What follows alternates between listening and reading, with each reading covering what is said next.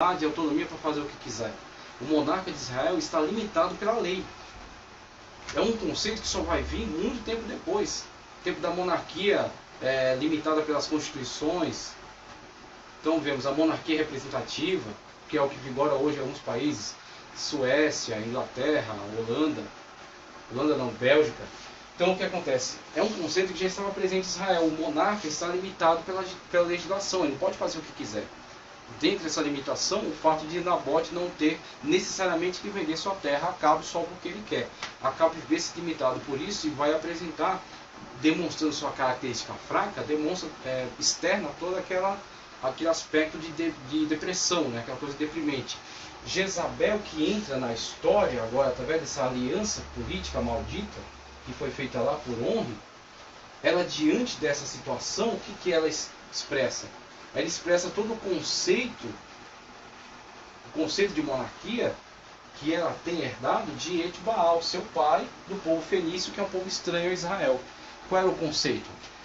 Você é rei, a terra é sua, você pode fazer o que quiser, porque você é rei. Você é rei é como você ser aqui demonstrando sua característica fraca, demonstra externa todo aquele aspecto de depressão, né? Aquela coisa deprimente. Jezabel, que entra na história agora através dessa aliança política maldita que foi feita lá por Onri, ela diante dessa situação, o que ela expressa? Ela expressa todo o conceito de monarquia que ela tem herdado de Et-Baal, seu pai, do povo fenício, que é um povo estranho a Israel. Qual era o conceito?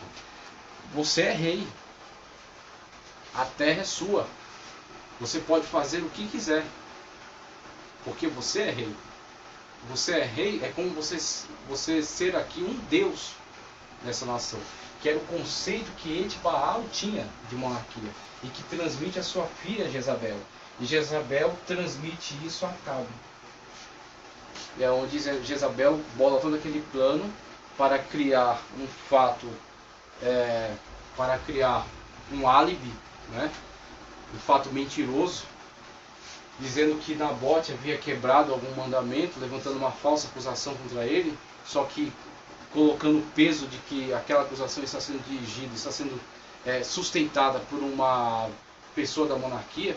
Então levanta alguns vagabundos para levantarem uma acusação contra Nabote, pessoas que fazem qualquer coisa por dinheiro, aquela acusação é levantada, o monarca dá apoio àquela acusação e Nabote é morto covardemente. Vemos a entrada não só de uma religião pagã, mas de uma prática completamente divorciada dos preceitos da lei. Isso aqui é o começo do fim da nação de Israel.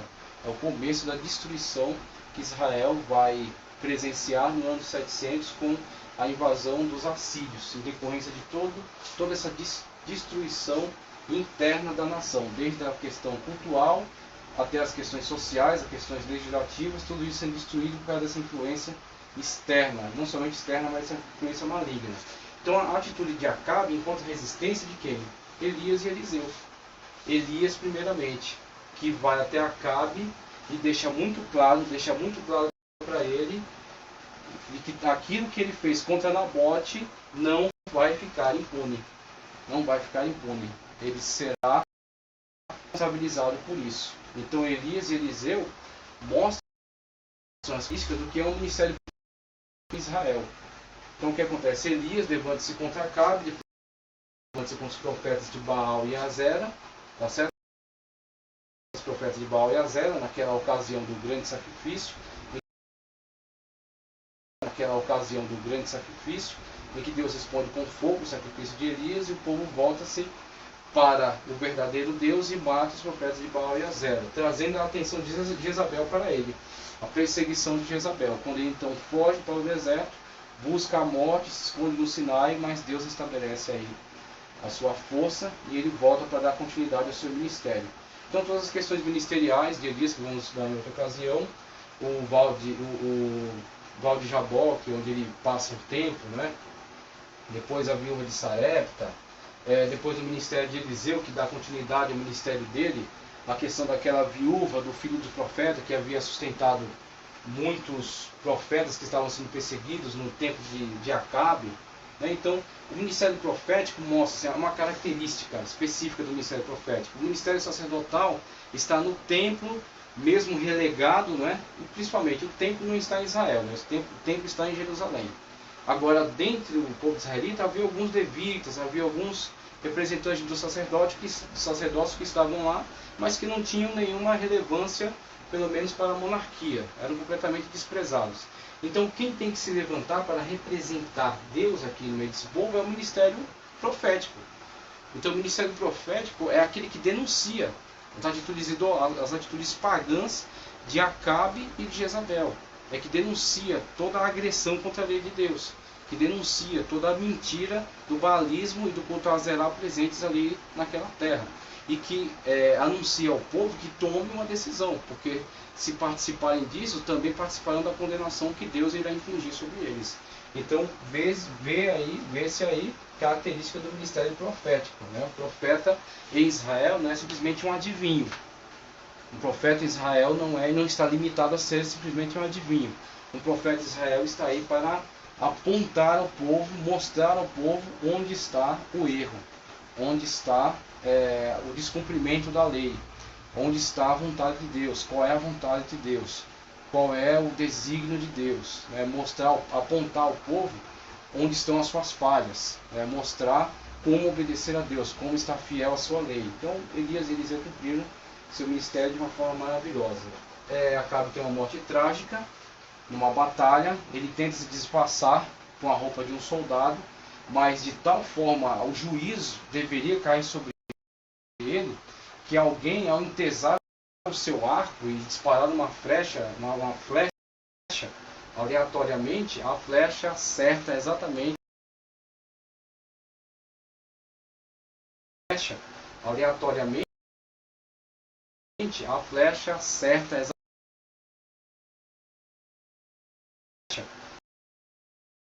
aleatoriamente a flecha acerta exatamente numa abertura da armadura que acaba usando, e ele morre de um ferimento grave de batalha, tá certo? Então a tem esse ministério, tem essa administração deplorável, o paganismo é implantado dentro de uma forma institucionalizada agora, e os reis que vão dar continuidade a isso, alguns vão atentar para uma reforma, outros vão dar continuidade, vão dar conforme os caminhos de seu pai, e temos depois, vamos analisar depois, na continuidade da dinastia ainda, na continuidade dinástica de Onre, Acabe e depois Acasias, tá certo? Acasias vai ter um breve período de reinado, de 848 a 846, e vemos que nessa época, Onre já falecido, Acabe também falecido, Jezabel continua a influenciar Israel, até depois da morte de Acasias. Acasias pouco se tem a falar acerca da monarquia, do tempo dele,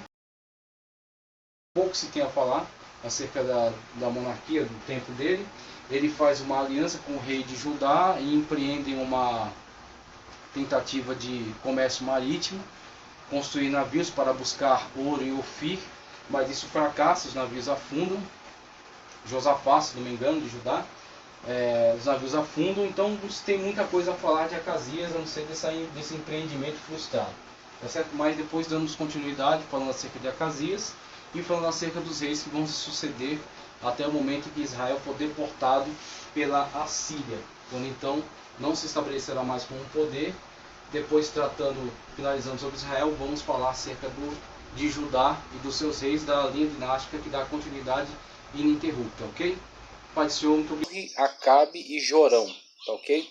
Primeiramente com o evento de Zinri, que foi aquele que matou, né, o rei Elá, matou covardemente o rei Elá, tomou periodicamente o governo, fez uma grande chacina na família deste rei, matando aí todos os descendentes, e sendo então morto, né? Aliás, sendo impedido de continuar por Onre, e diante da ofensiva de Onre, ele então tirou a sua própria vida.